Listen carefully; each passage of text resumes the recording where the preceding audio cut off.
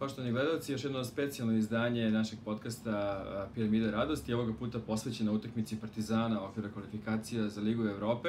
Gledali ste ovih teških 120 minuta iz igranja i za gledanje sa moldavskim timom. Neće dugo da traje, s obzirom da ne može baš puno toga da se priča.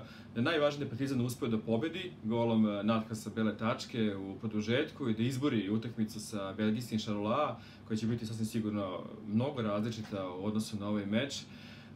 Teoretski sve je bilo lepo postavljeno. Igrač više koji kreira igru na sredini, sa bekovima koji mogu da probiju, sa brzim krilima koji su u stanju da naprave razliku, sa Sumom i Sadikom u napadu i ništa nije funkcionisalo. Apsolutno nijedna tačka. Ta desna strana sa Miljkovićem i sa Fićom Stevanovićem je bila zaista katastrofa od prvog trenutka. Ništa nije funkcionisalo, ne mislim da je Stevanović kriv jednog trenutka za to što se desilo.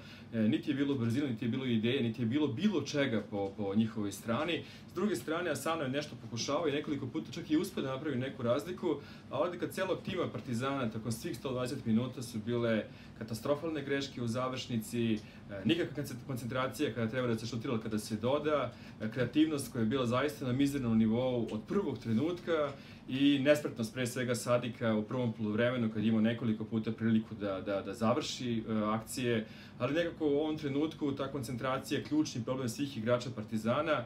Trkački su bili dobri, želja je bila prisutna od prvog minuta, mislim da su svi bili spremni da naprave najviše što mogu, ali to nije dovoljno za utakmicu koji si toliko bolji od svog rivala kao što je Partizan bio bolji od moldavskog tima.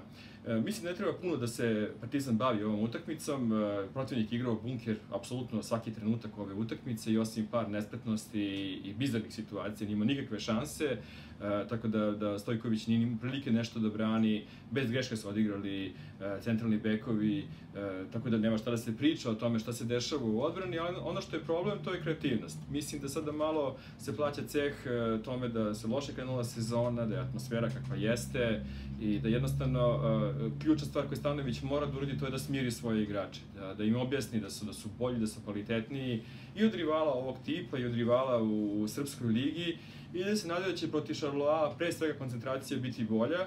Belgijski tim je za klasu bolji, to nije sporno. Bitno je samo da Partizan ono što može prikaže i na terenu. Nisam pesimista za taj meč, ova utakmica je nebitna, ova utakmica je završena pobedom Partizana. Ono što je bitno, vreme koje je preostalo te utakmice mora da se iskoristi pre svega, da se reše problemi sa nervozom, sa nestrpljenjem, sa selekcijom poteza, da se Sadikom radi pre svega na završnici, jer to je ključna stvar, to je taj kvalitet koji Partizan ima, da ima takvog čoveka u napadu koji je nezaustavljiv do jednog trenutka i da pre svega nekako taj deo koji se tiče kreacije, to su Suma i Natho, najzad počinje da stvara šanse. Šansi je bilo iz igre baš jako malo i to nije dovoljno. To bi bilo to, nije na nivou analize Zvezdine igre protiv Omonije koja je bila kudikamo zahvalnija za analizu.